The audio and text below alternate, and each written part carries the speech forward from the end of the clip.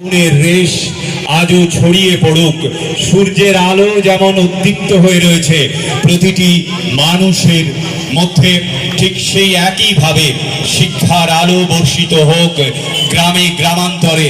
বন্দিপুরের ভূমিপুত্রকে নিয়ে আজকে আমাদের এই আবেগ ঘন মুহূর্ত, প্রদীপ প্রজ্বলনের মধ্য দিয়ে শুভ অনুষ্ঠানের শুভ সূচনা। আলোকের পথে প্রভু দাও দ্বার খুলে, আলোক পিয়াসী যারা আছে আঁখি তুলে। কি সুন্দরভাবে উপস্থাপনা করলেন বন্ধু প্রশান্ত সিংহ। এই শুভক্ষণটি মুখরিত হলো আপনাদের উপস্থিতিতে আর পবিত্র অগ্নি শিখায়। এবার আরো একটি কাজ আমাদের বাকি রয়েছে, এটিকে কাজ বলবো না, এই কাজই কিন্তু আমাদের এগিয়ে নিয়ে যাবে।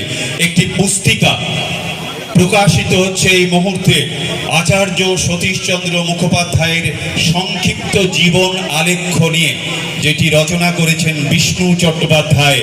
সেটির মোড়ক আমরা খুলছি এবং মানুষের কাছে পৌঁছে যাবে সেই পুস্তিকা। আপনারা জানবেন, যা শুনলেন সেটা পড়ে জানবেন যে সতীশচন্দ্র মুখোপাধ্যায় কোন স্তরে ছিলেন, কোথায় ছিলেন।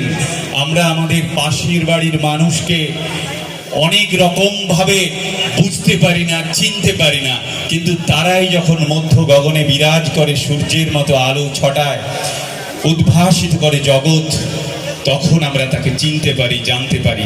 সেই চেনার কাজ, সেই জানার কাজ জারি থাকুক নতুন প্রজন্মের কাছে। শুভ পুস্তিকার উদ্বোধন। জাতীয় অভিনন্দন জানান। আমরা এরপর সেই বহু প্রতীক্ষিত আমরা আচার্য সতীশচন্দ্র মুখোপাধ্যায়ের মূর্তির সম্মুখে যাব এবং তার আবক্ষ মূর্তির উন্মোচন করব। সকলেই যাবেন।